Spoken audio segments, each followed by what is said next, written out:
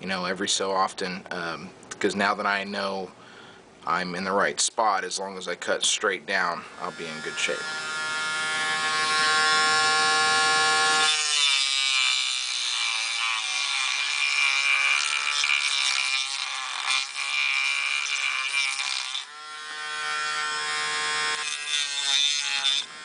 Alright, the cutout and the Dremel work on the serial number block is done. Go ahead and insert that trigger pack just to make sure everything fits. Good. Perfect. Now we're going to move on to enlarging the hole on the left side of the housing for the selector switch. Okay, now we're going to take the selector switch and insert it through until it clicks through, and you're going to see that just a small part of it's going to come out on the other side. Now the reason we need to enlarge the hole is to replace the cap on the left side of the selector switch. So it's got to be that big around, and as you can see, the hole is just not quite that big. So what I'm going to use is a Dremel with this little grinding attachment. It's got a little bit of metal on there from another project, but this should work just fine. And just use your best judgment. You don't want to grind out, you know, too much.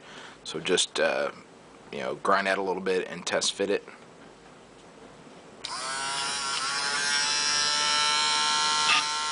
Now I've been grinding on this for just a little bit.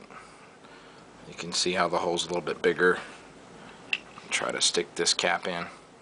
If it doesn't snap in, which it's not, you need to grind out some more.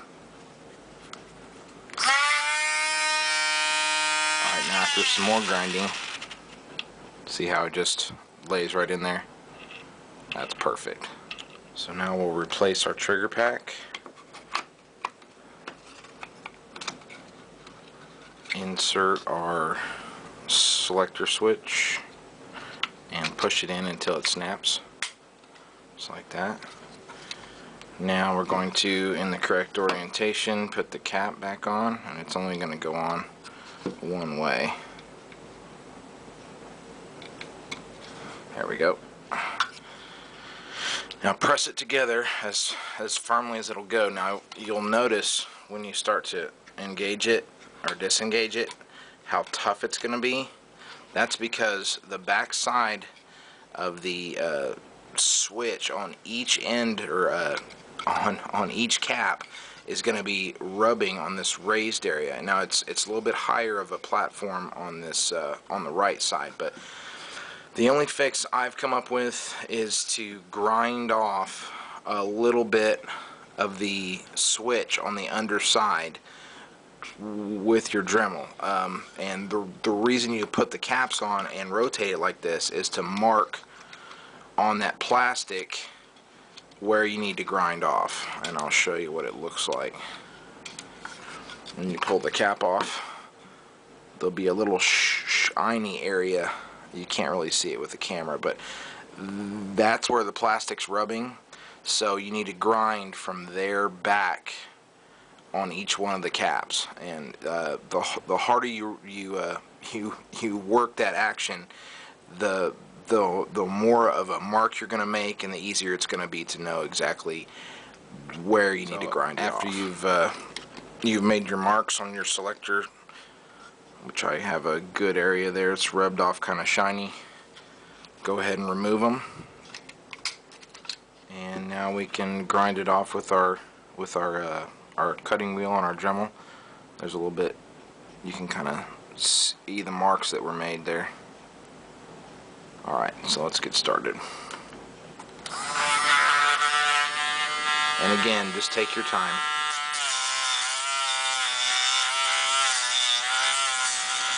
Alright, so after you're done with the Dremel work on the selector switch, should look kind of like that. See how there's a little notch It goes to cover this indentation, or this kind of raised area on the lower, just to see how it fits.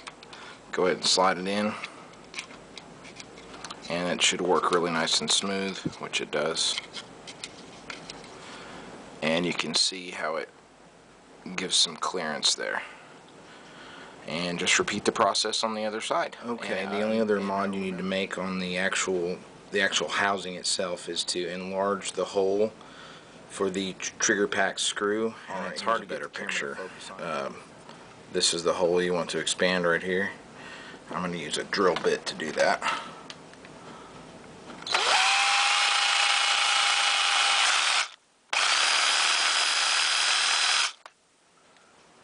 Just about like that. You see how there's a little notch? Just like that. That'll work just fine. At this point we can reassemble the trigger pack with the plate and the spring and the two the brass bushings. You should know how to do this by now.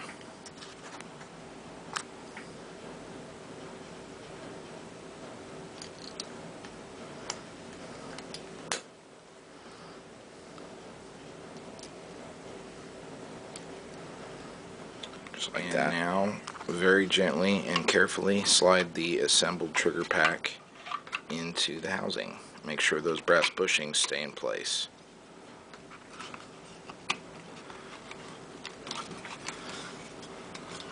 There we go. Everything's reinstall the trigger pack screw in our enlarged hole. God, that sounds dirty. Then reinstall the selector switch from the right side. Reinstall the cap on the other side. Press them together. And then reinstall the cap retention screw on the selector switch. At this point, you want to engage the hammer, or cock the hammer. Slide your selector up to safe. Press in on the release and pull the trigger. The hammer should not fire, so we know we've got it installed correctly. Switch it to fire. Press in on the release and pull on the trigger. The hammer should fire. Now we're at a point where you have to make a decision. Up until this point, you haven't really altered your original GSG in any way, shape, or form. You can always put it back together without any major modifications, except on the selector switch. This is a judgment call. You don't have to do this, but I did it, and it works okay. The ICS Lower does not come with a butt plate. You can use the GSG butt plate, but you have to remove all of this plastic basically from here over on both sides. Here over. All of this has to be removed to make this as flat as possible, and then you can line it up and screw it in. It's tight, but it does fit. That's kind of up to you. I'm not going to show it on the video. I'm going to show you what it looks like when it's done, but I'm not going to show you how to do it because I don't want to avoid your warranty in any way. But just know that it is possible, and that's how you do it. With the butt plate installed, it will look just like that. And there is your assembled and ready to go ICS SEF Lower.